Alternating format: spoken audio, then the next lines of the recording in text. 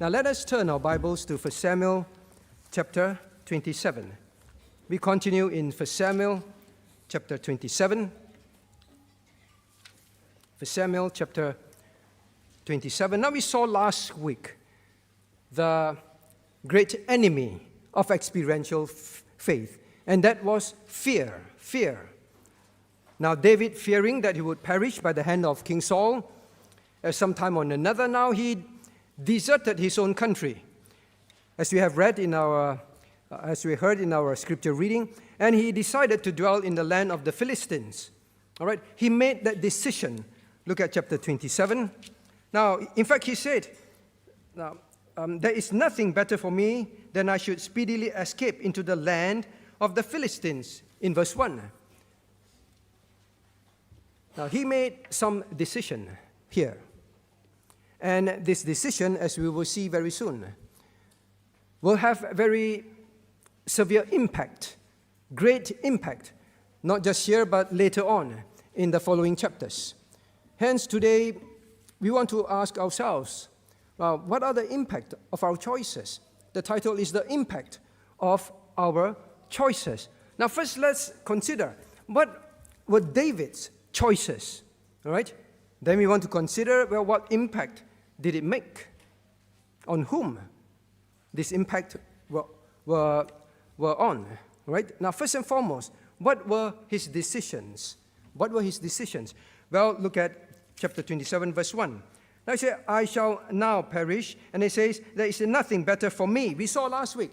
This was a decision based on a selfish reason. There is nothing better for me. He did not think of what implications it would be to the name of God for him to seek refuge in the enemy's land. It was what is good for David. That was the decision.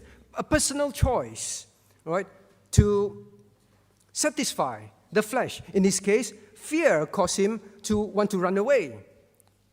The protection of, well, his own well-being, regardless of what it will do to the name of God. Selfish choice. This is the life that I want. To escape from all this. He repeatedly said, to escape, to escape. I just want to escape all this. It is always about I. Now we studied this morning in BBK. The Bible is always about God. Our lives are always about God. That was something that David was very clear about. But now in this moment of fear, the natural choice was a selfish one. That was his decision.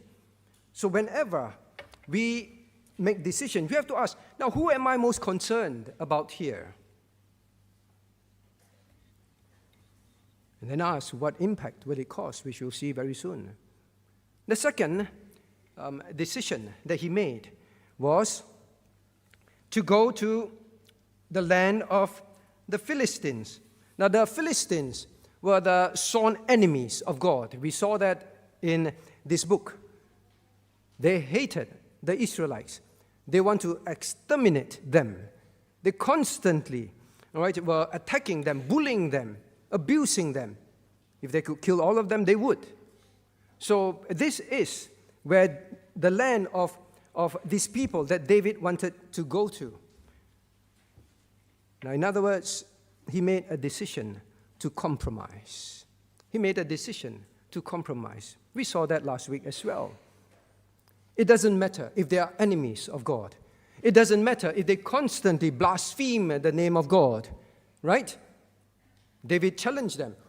You uncircumcised Philistines, how dare you blaspheme the name of the living God? But at this point of fear, he made the decision to go over there and be with them. Now, how are we when we make decisions?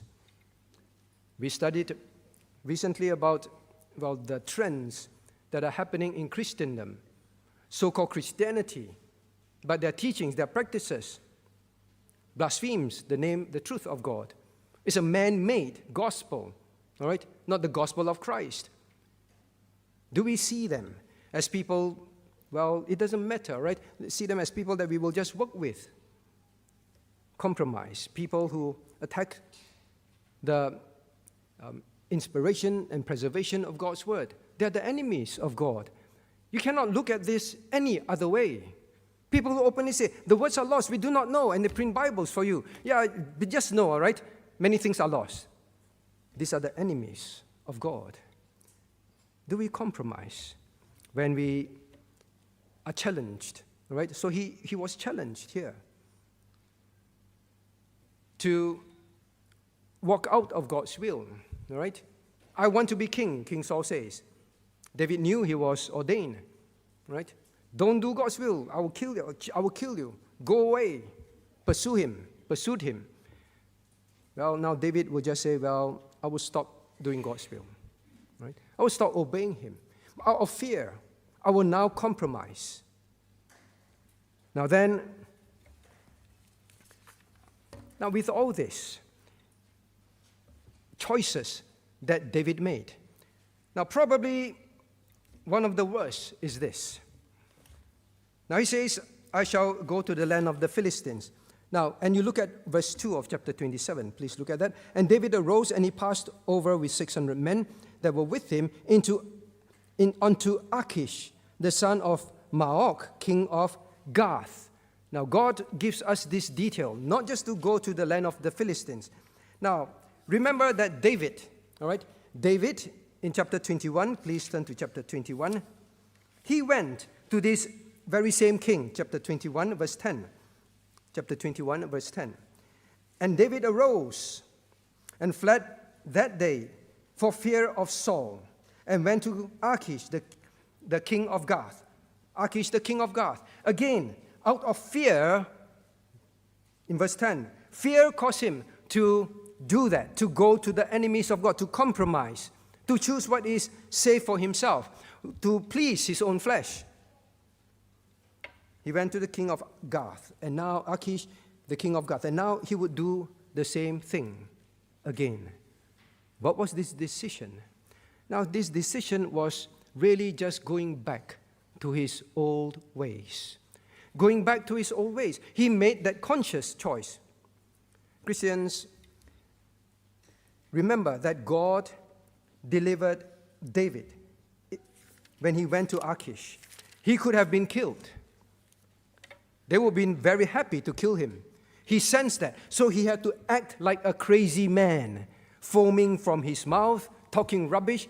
David had to go down to that level of cowardice. He knew his life was at risk, going to the enemy. Then King Achish, God will move King Achish and say, oh, this man is mad. All right? What's the use of him? I have no need for mad men. Just get him out of my presence. David was delivered. But David did not learn his lesson. Now, Christians, when God delivers us from our foolish thinking, our foolish ways, when we did not know better in our Christian life, we were in error. We could have gone really wrong. We could have died. And God in his mercies shunted us, kept us, all right, delivered us, and then bring us to what he did for David. Now after this, God now began to give David experiential faith, one after another, amazing deliverances. In his goodness, well, David, you were foolish to do that. You almost died. You almost went down the wrong road and will have spent the rest of your life doing the wrong things in the land of the Philistines. I delivered you. I woke you up. And then I helped you to grow. With all these experiences, David began to grow. But yet again, David made a decision. Despite all the growth, despite all the experiences God used to edify him, build him up, he made a decision to go back to do the very same thing that God delivered him from, that God built up his faith against. He chose that decision. Christian, this is a great warning for us. After salvation, many of us, we thank God. God, thank you for delivering me from this. I can't imagine what my life would have been. Many of us, in ignorance, live in disobedience for many years. could have gone terribly astray, could have spent our life serving the wrong purposes. Then God brought us out of all that. Now, and then gave us many lessons through the learning of God's word, through how He worked in your life. You must know, God does all those things to tell you, do not go back to that kind of decisions anymore. Do not. But you know, in our human flesh, that's how we are. When we fear. Fear what? Or fear of, well, if I continue this way, what about my financial situation? If I continue in this family model, what about my financial situation? We fear. And then we fear, like David, what about my well-being, right? If I live this way for God, well, it can affect my health. What about, well, fear of loneliness, right? Singlehood, loneliness in old age. Then we make certain choices. Never mind. I'll just make that choice. That go back to the old way of thinking, and just do that. We forget how God delivered us, saved us out of that. We forget how God taught us to trust in Him, that He will provide, that He will help, that His will is always the very best. David, I told you to go and stay in Judah. That is where you will be safe. That is the life that you will be safe in. But David went back to his old man, his old way. And in that, he will make that same old decision. Decisions. In all these choices that we make. Now, David now chose to backslide. That was what it was. I will just backslide. That makes me actually feel secure. That makes me feel better. Ignore everything else. I'll just backslide to my old ways, to my old man. I hope that after you have grown and God in His mercy have helped you to grow, you do not go back to backsliding, to your old ways like the dog returning to the vomit, because it is so common, it is so painful for a pastor to see that, let alone I cannot imagine the heart of God when we backslide, how disappointed God would be, right? We continue to live in our worldliness, carelessness. When we first return to God, we are full of joy. Then after some time, we take all these things for granted and just start to spend our time this way, our life this way. Do not backslide. You will make decisions that will be wrong, very, very wrong. You will go back to your old ways. But now we come to the next question. The title is the impact of our choices. Now, what are then the impact? As we can see in this passage. Well, first impact is this. Look at chapter 27. Now, in verse 2, God simply says, well, He passed over with 600 men. Now, until now, God just simply says, these 600 men, 600 men, 600 men. But at this point, God brings in a certain background that we never saw before in verse 3. Now, He says, and David dwelt with Achish at Gath, he and his men. Yeah? Here we go again. But this time, God gives us this understanding. Every man with his household. Even David with his 2 wives. Now, David was going to have the impact of setting the wrong example for many people. Not just, those decisions were not just an impact to himself. I just go back to my old ways, my old thinking, my old choices. God now would bring in that clarity. These men had households. These men had wives, had children, maybe grandparents with them, their parents with them. Now God begins to show us, just by this one decision that David made, 600 men and their household were now going into the land of the enemies to live a life of compromise with David. The first impact is it sets the wrong example for many, many people. Not only that, God wants to bring in again the wives, and he specifically brought up the names. You know, when we say the wives, well, you don't feel it. But God will say Ahinoam. Remember who was Ahinoam, the one who would go through thick and thin with David. Remember who is Abigail, all right? Not that polygamy is something that God sanctions, all right? Please be very clear. We studied that. What about Ahinoam? What about Abigail, all right? Who is now, who did not have a husband. The husband died. Now have this husband, and this husband makes this choice. When you mention the name, now you remember their character, their person. It's a real human person, right? Of course, God cannot mention the names of 600 men and every name of the persons in the household, but now God brings in the name. Think these are real human beings who had certain life of spirituality. Abigail, yes, she made some wrong decisions, but God said she was a wise woman. She gave good spiritual advice. All these good people, the good people, all their lives now affected by one decision. So many people. So Christian, the impact of our choices, when there are negative choices, have a far-reaching influence and consequences upon many people, beginning with our own family. Husbands, this must strike fear in our hearts. You simply make one decision, a selfish decision, a decision to compromise because of fear, a decision to just backslide at home. I'll just live this way at home.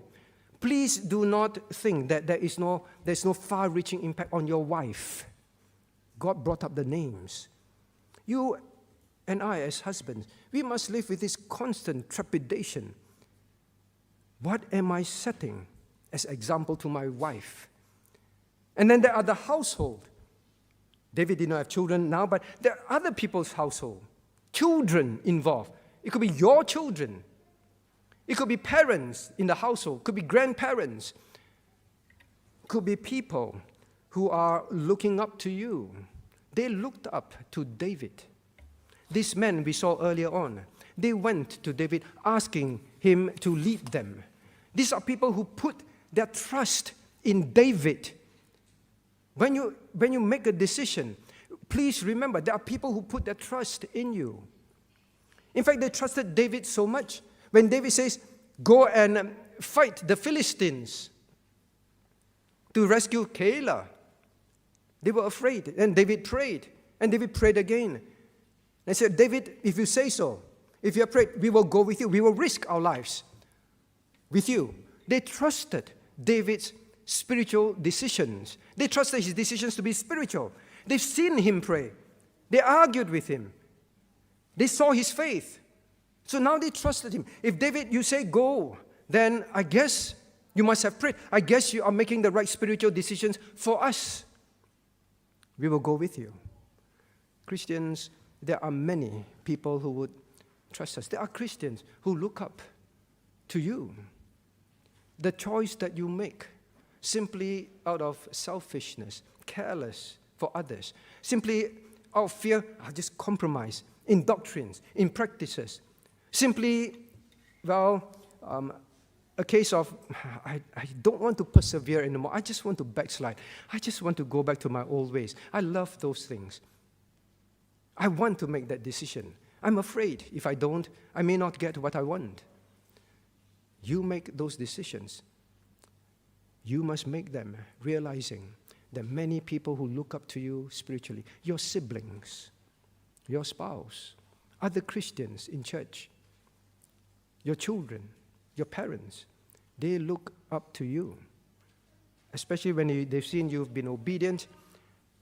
Now, this personal sin of David, personal decision of David, has tremendous, long-term implications and impact. As I said, we'll see later on. All right? Younger Christians look up to you. Weaker Christians look up to you. Now, you choose you make certain choices and decisions, whether it's not to persevere and just to compromise when you're in trials. They will just think it is all right. It is all right also to compromise. It is all right when lives are in danger to just, disobey God. Now, let us not forget, land is something that is critical to the Jews, all right, to the people of God in that time. We keep studying. For them, land, the constitution and people forming the nation is critical. At this time, they were a witness. Israel was a national witness. You study all that, then you must begin to link it. Then to stay in the land was crucial. That is where he will serve the living God. David knew that very clearly. Look at chapter 26. Chapter 26. David understood when Saul and his men pursued him. He understood the implications of it. Now look at chapter 26, verse 19. Now he says, "Now therefore I pray thee, let my lord the king hear the words of his servant. If the Lord have stirred thee up against me, let him accept an offering. But if they be the children of men, cursed be they before the Lord. For they have driven me out this day from abiding in the inheritance of the Lord, saying, go serve other gods." Two things were clear in his mind. Number one, that he's being pursued out of the land, the inheritance of God. Number two, to be out of the land simply means then to serve other gods. David was clear in his heart, in his moment of strength by God's grace, but in his moment of fear, he chose to make a decision.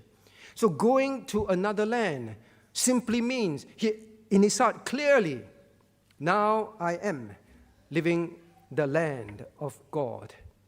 And in that land, it simply means whatever I do, it is to contribute to the gods of that land. The land was an important concept to the people. Not like today is a local witness, right? So for David, knowing that so clearly, and then say, I've made this decision, go. And then find 600 men and their household and his own 2 wives, his own household, following him into the land of the enemy, leaving the inheritance of God, and being there, then now is to do things for the gods of other nations. David should have woken up and said, what example am I setting? So that is the first impact, to a wrong example to many lives. Now, if you are tempted, to compromise under persecution, whatever it is, whether it's doctrinal, whether it's obedience to God in certain holy living, you must remember, if I were to compromise, there would be so many people that would now think it is okay to compromise, from household of other people, other families in church, when they know the decision that you make, to your very own household, your own siblings, your own spouse. This is what that the one decision, the selfish decision, out of fear not to have to continue to suffer, is going to bring. All right? So that is the first one. Now, but here we have to also notice a decision. David had Abigail as a wife. And remember, Abigail was a woman of great understanding, wisdom, God says. She gave very good advice to David, right? In fact, she encouraged David not to fear. He said, God will sling out your enemies like a sling and fly out of the sling. Right? She has such faith in God and encouraged David not to go ahead and do that which is wicked. Now I wonder what happened here. Now maybe I am extending this a bit, but I think that is still a lesson. Abigail and Ahinoam, if they did not say anything, If they did not choose to say, we have to stop David, this is sin. Because for them, it's very clear, leaving the land to enemy's land is something that is so massively unthinkable and unacceptable. Did they say something? If they did not, then they also made a decision. They cannot blame David. Now, I am not blaming the wife and say, oh, it's the wife's fault. I'm not saying that for a minute. David clearly made the sinful decision. But all of us have our decisions as well, to compromise or not, to be selfish or not. All right? We have our own decisions, to backslide or not. It's our decision. When you allow, wives, your husband, to go ahead with a sinful choice, your silence does not absolve you. Your obedience is to help your husband to do what is right, not to help him to sin. All right? Please remember that. Perhaps they said something and David still wanted to go ahead. We do not know. But I think it's something that we have to be aware of. You're supposed to be a help. Now, then there is, so the first part is about the setting the wrong example for people. That's impact, number one. Now, the impact, number two, is to teach people, all right, to teach people that compromise is worth it. Compromise is worth it. Look at chapter 27, now verse 4. And it was told Saul that David was fled to Gath, and he sought no more again for him. Wow, it turned out good, right?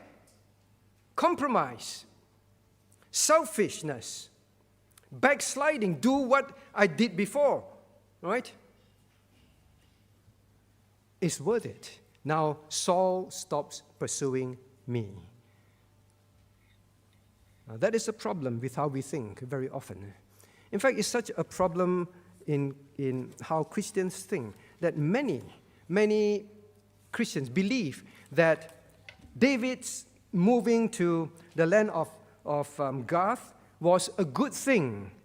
Because they said, because he was there, he understood the terrain, he understood how the enemies function, their military strategies, he understood all those things, and because of that, now look at verse 5. Now he said, because of that, verse 6. He said, because of that, when Achish gave Ziklag that day to David, now Ziklag pertaineth unto the kings of Judah unto this day. So you see, because David went there, then because of that, David managed to conquer that part for Israel. And until now, that land belonged to Israel to rule. See, this was a good decision. Now, the thinking is so different today that going to compromise, doing things that say that, well, we need help, all right, from unbelievers, doing things like that, we feel that if good comes, then it is good. Israel got this land because of David's choice. That is the way Christians think today. Now, let me ask you this. Say, for example, all right, your child came back with a bicycle, right? And said, how did you get the bicycle? And the child said, I tricked my friend. I lied to my friend. I deceived my friend. And then he gave me this bicycle, all right? Or he said, well, I lied, and said something, and then I gained this bicycle, all right? And then for many years later, the bicycle is still in your house, all right? And then you say, until this day, this bicycle is still in our house. Now, are you saying this? Well, child, you are so clever. Through this sinful decision, and you gain this, and now it's still in our house. No, when you say this bicycle is still in our house, what are you saying? Every time you look at it, your heart is grieved. Every time you see this thing is still here. You got it through ill gain. Your heart is grieved. This statement is to say, this very horrible decision of David, resulting in now this land being always a reminder to Israel. Do not ever do anything that will show that I cannot give you protection, I cannot give you land. God could have given the whole entire world, land and nations to Israel if he wanted. But God only designed and defined certain areas for them to live in as a witness to the rest of the world. God can do anything. Why must we say we need to sin? We need to do something that is so shameful to the name of God. We need to do something that is so abominable. And to them, this is abominable to God. And then say, and to compromise. Well, because we compromise as a church, so many people come to our church, and they're all still here today. Because we teach compromising doctrines. Because we don't want to deal with sin. Because we don't want to deal with errors. We do not want to expose errors. See, our church has grown. When a pastor says that, what is in your heart? Yeah, our church has grown. Yeah, look at all these people. Yeah, our church has grown. But it's because of compromise. Right? So please do not think that the decisions that bring so-called outward, physical returns. It could be you do a job, you take a job, or you do something in school, and because you sinned, you deceived, and you got good results, or because of work, now you are promoted, or you got a good job, but it is obtained through disobedient means. And you went ahead with that decision of compromise, of selfishness, of backsliding. Go back to flying flower jobs because it gives more money. It can afford you the lifestyle. Go back to your wrong family model because it can afford us to do certain things. That decision will have impact on your children that watch you. If it brings good, physical good, it is worth it. It is worth it. That is the example you set. Now, don't also be rationalizing.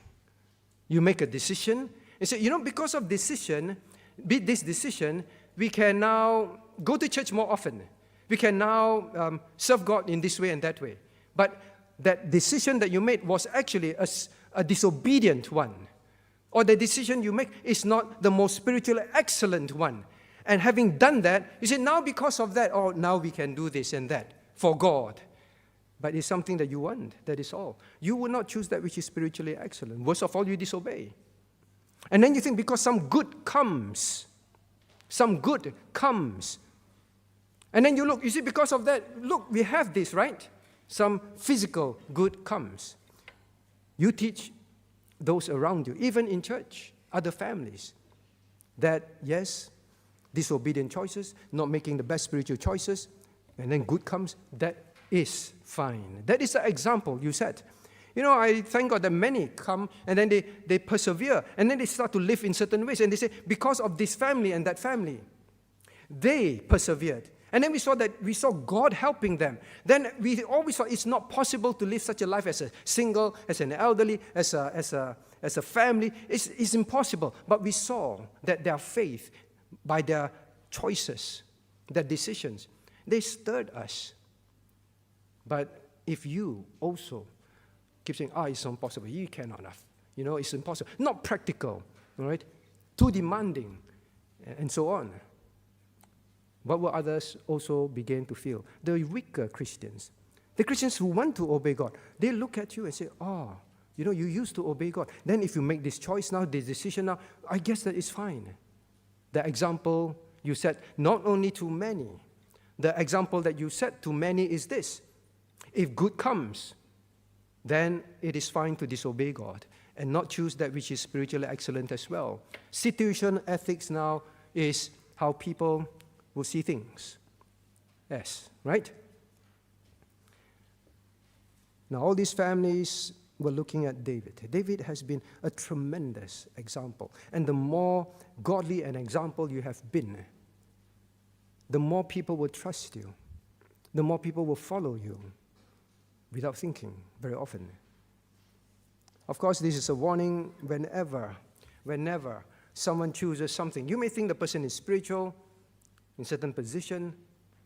Our duty is always to ask ourselves, does following this person, being with this person, doing what this person leads us to do, Has it drawn me closer in courage, obedience to God, holiness, yearning and longing for God? Has it done that to me? Or has it taken me more into the world, like David? Has it caused me to wane, decrease in my holiness, in my spirituality? Has it done that? You have a responsibility to ask and to discern and to check. So now, just remember, the people that you drag into all this, you are accountable to God. You are accountable to God. David, if he thought as he would normally, would realize, what am I doing? Taking 600 men and their household and my wives to do something that is so abominable at that time. The abomination is clear in his heart. He said that earlier on. What am I doing? How can I face God? Christian, think about how you can face God. You can, get a good again in your family life now. In your no longer need to worry about singlehood, about if singlehood is God what calls you to, about in marriage, about all these things, about financial, just to satisfy it now. But how are you going to face God for the example that you set? How are you going to face God? Now, then we come to the next thing, all right? The impact. So first impact to many people, second impact to teach them that, if good comes, it's fine. Backsliding is fine, right? Now then, the second set of impact. So first one is example, right? Example to people. The second set is, now he will begin to expose the people to the temptations. So first setting the wrong example to many, teaching them the wrong way of thinking. Now exposing them to the land, to the ways of the other nations. Exposing them to temptations, in other words. David's choice, expose 600 men and their family and his own wives to the temptations of what? The temptation of, idolatry. Idolatry. Look at verse 2.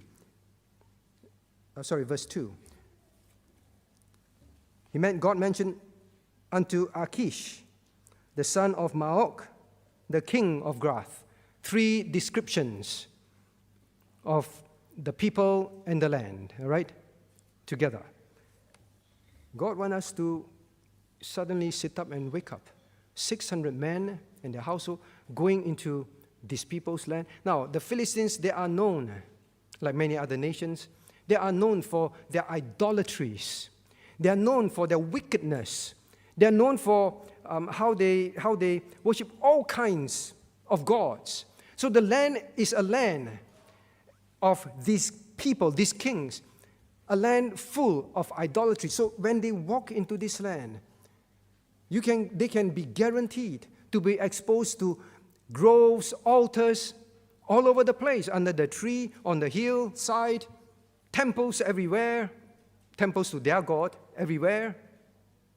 They will be exposed to all this kind of idolatry, exposing them to the temptations of idols. Now, parents, be very careful of your choices and decisions. You have to ask yourself, where I bring my child to, what I allow into their lives, what I buy for them, what I let them watch, I have an accountability to God. Am I exposing them to the temptation of idols of the world? Idols that you know are in their heart. You have an accountability to God. What do you do with them during the holidays? Where do you bring them to? What do you expose them to see and all that. God puts this child in your hand to make the right decisions. Husbands, we did that in Husbands Fellowship. Be a thinking husband. Before you bring your child to certain places, ask yourself these questions. Now, many children, they do not have idols. They cannot afford to have idols. They cannot afford to go there and see those things which the world loves and which the world are obsessed with. In Universal Studio, in whatever land, right? They don't have the money or the means to go there. You expose them to idols. They never knew who is this character and all that. You expose them. Now suddenly, wow. Now they can't stop thinking about them, can't stop talking about them. Parents, your decisions can have far-reaching impact in the heart of your child about idols. Now, the other thing, well, grandparents as well, right? What you buy for your grandchildren. You love them to love you, right? You will say, there is nothing better than this for me. If I buy this for them, they will love me. If I treat them this way, they will love me. Do not introduce idols to your family. And teens, don't introduce all this gaming, social media, and whatever you have, right, to other children in the church. Now, that's why we are very careful. We encourage parents, do not let your child bring things, toys and games, because it could be an idol very soon to another child. Just come and fellowship. Teens, don't introduce all these things. You're not on social media. Now, let me introduce it to you. It's very fun, and from there, what is best for me, I can start to contact you. There are many things that other Christians do not even think about. Does not even occur to them about wanting these things. Not interested in these things. But that decision that you make can actually introduce and expose them to the temptation of idols. Parents try to wean these children off, and then you introduce them to them. All right? Now, to the young and elderlies alike, because you think that something is best for you, like David, is best for me, so I make this decision, not caring about the negative impact to other people. We expose idols to people, all right? Be a thinking Christian, please, please. Now then we have the exposing them to the temptation of the way of life of the idolaters, right? Setting the wrong example, now exposing them to temptation. Temptation 1, idols. Temptation 2, the way of life. Idols influences the life of people.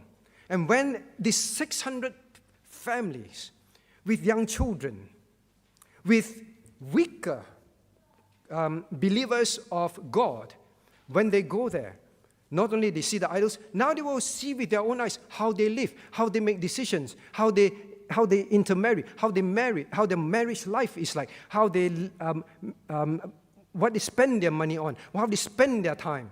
These are things that are very different in Israel. Now, David exposed these people to this new way of life. I want you to notice how God puts this. Look at verse 7. And the time that David dwelt in the country, you see, not just dwelt there. God wants to bring it up again, to rub it into us. In the country of the Philistines was a full year and 4 months. In this country, I name it again, the country of the Philistines. Number 2, full year. Normally people say 1 year and 4 months. But God chose to use a word that said a full year and more. For a full year, these men who trusted him, these families of these men, children, young, old, spiritually weak, strong, all exposed for a full year and more to the way the people live in the country of the Philistines. David exposed them to their lifestyle. Like parents, you say, you did this for 1 day and how many hours? No, when you're angry, when you know how severe and how what a waste of time and what an utter, horrible danger they're in, you use the word fool. For one full day, you tell me for a full day you were doing that, right? You don't say, you mean for the one day? Here is God emphasizing with words to us, a full year of just expose their eyes everywhere they turn, not only idols, everywhere they turn, how they live.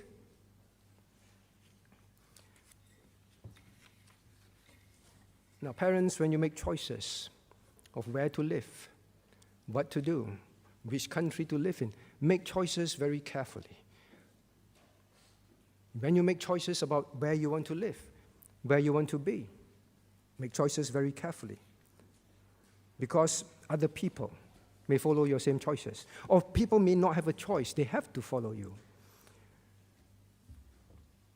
Now, but here, there is one thing that is that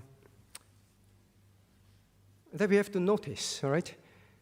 David has 600 men and their families and his own wives. Now, sometimes when we make a sinful decision, maybe somewhere in our heart we know it is wrong. But the more people we can have follow us, the more people on board, the less we would have a nagging discomfort, and our conscience, all right, may suddenly be not so loud at us anymore. Because now suddenly I turn around, so many, right? So many Christians live this way. So many other people, families live this way. Then suddenly it becomes all right. You see, the temptation of the way of life can be like that.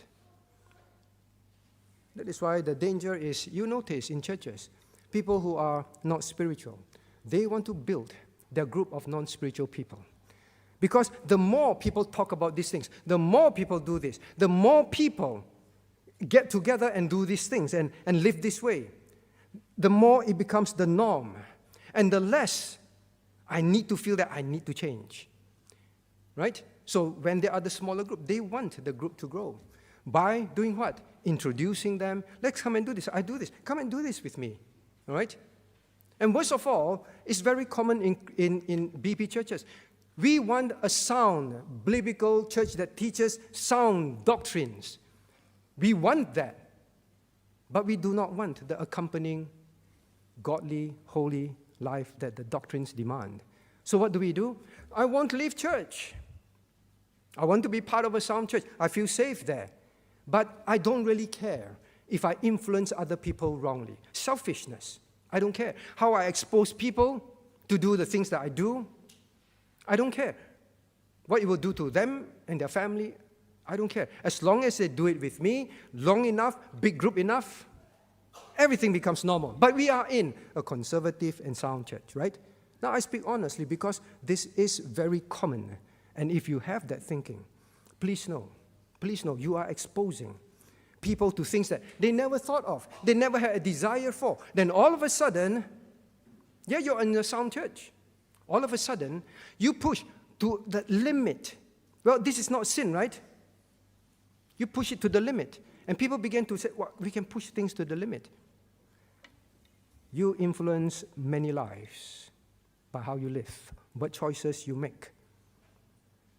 Now we learned at the HBP, right, about conviction. You have to know there are princes of Judah that introduce idols. They introduce idols to Josiah. Introduce idols to Joash, sorry. And that's me, right? To Joash. And introduce idols to Israel. There are people who are Christians that introduce idols. Please know that. So now, of course, there is this whole idea, right, of, well, the people now begin to experience, this is a comfortable life. David, we don't have to be on the run anymore. We don't have to live in caves. where animals and humans do their business in. We don't have to beg for food anymore. Now we have a place that is set for us. We live here safely. Saul is not pursuing us. We can plant crops. We can have resources and all that. All of a sudden, compromising, selfish decisions, backsliding, disobeying God. Well, actually, David, you are right, David. We can have our cake and eat it, right? As people say. Now, these people now will begin to feel all this for a full year. Maybe to emphasize, when eventually they go back to Israel, that full year and 4 months of all the idols that have been introduced, all the way of life. Now, how to undo all that? Because of one decision, your decision, right? Now, now in closing, David's men's household, David's wives, they depended on David. They looked to David to make the right decisions. God has made it very clear, the decisions that David made, right? Those kind of decisions are wicked. Now, as you realize, some may not be spiritually as mature, some may not be spiritually as strong. And then they see God take you through all this, delivered you, saw your life change, saw how God personally helped you grow. And when you make decisions that out of fear, to compromise, for self-gain, all those people that trusted you, you are accountable for them. Now, I'm not saying that then you're not accountable for yourself when you follow. I'm going to close by singing this hymn, which we've been singing again and again. But it's the most appropriate, all right? I would be true. Now, in some circles, this hymn is called the Creed, C-R-E-E-D, the Creed. Why? Now, because this young man, he lived alone and he wrote back to his mother. And in his mother, he wrote this poem, My Creed. This is how I will live, mother. And he wrote, I would be true, for there are those who trust me. I would be pure, for there are those who care. I would be strong, for there is much to suffer. I would be brave, for there is much to dare. His mother was so moved and so thankful. She tried to bring him up this way. And when he grew up, he said, I will be true to God. Because when I look around, when I'm alone here, there are many people who look up to me, who depend on me, who trust me as a Christian to do what is right. I will be pure. No matter what it will cost me, I will do what is righteous in God's eye. Why? Because there are those who care. They care. They want to live godly lives. And my choices, my decisions, they look at it as pure. There are those people who care enough. They want to live in obedience to God. The young ones, the immature ones, they want to. Then I must be pure. How can I fail them? How can I fail God? I would be strong, for this much to suffer. He knew that making those right decisions, he will suffer, and he will suffer much. But he said, I have to be strong. I cannot, in my mind decisions, fail God and fail these people. And then he said, I would be brave, for there is much to dare. There will be many things that will come.